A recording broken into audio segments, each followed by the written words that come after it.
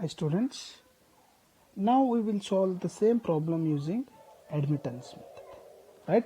So already we know that in order to solve the problem using admittance method, we required the values of conductance, susceptance and admittance, which are the reciprocals of resistance, reactance and impedance respectively, right? So now first branch consists of only resistor, then here we need to calculate only conductance, hence Z1 is equals to 1 divided by R1, right? So R1 is 10, 1 divided by 10, hence I will be having Z1 is equals to 0.1 mho, right? So similarly second branch consists of a resistor and inductor,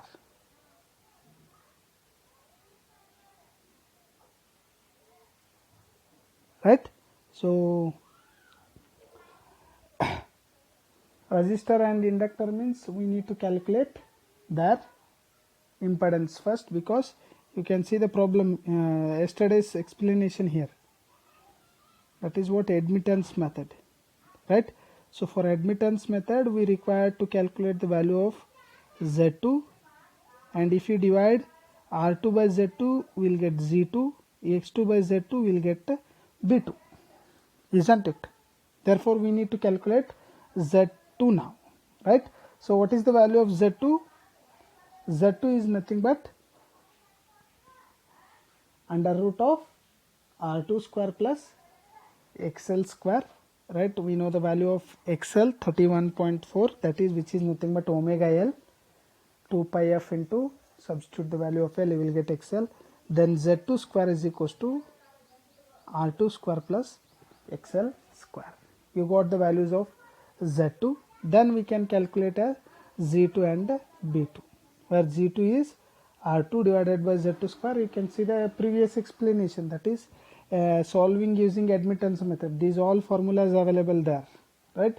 So R2 divided by Z2 square, 20 divided by 1385.96, you will get Z2 as 0.0144 mho, and you will get susceptance as minus 0.22 mho. Similarly, we will go for third branch, that is Z3. Z3 is nothing but what? R3 square plus XC square. XC is nothing but 1 by omega C. Therefore, we will get Z3 as 675.7129 ohms. Therefore Z3 is equals to what?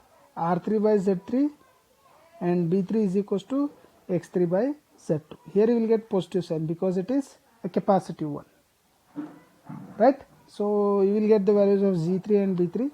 Later add all the G's, Z1 plus G2 plus G3, and later add all the susceptances, B1 plus B2 plus B3. Therefore we will get admittance as G plus JB 0.1366 plus J 0.0087629. Once you get the values of Y, you can calculate total current as what? I is equals to E by Z, or 1 by Z is equals to Y, because reciprocal of impedance is admittance, hence you will get only EY. Substitute all the values, you will get I is equals to 31.44, I 2.02, or in polar form 31.5 angle 3.67. The positive angle indicates the current is leading in this case.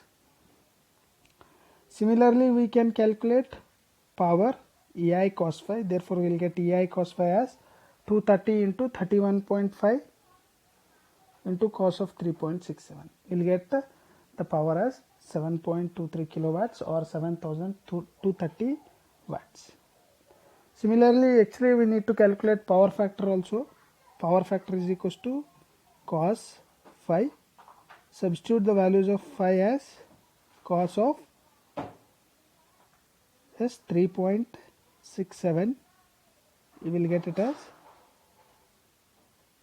0.99, right? So here you can clearly observe that in all the three cases we are getting the same results. right? So once again I am telling you people, in case of your examination you can solve this same problem using any one of the method, right? So no need to solve using all the methods, right? So remaining thing we will discuss in the next class.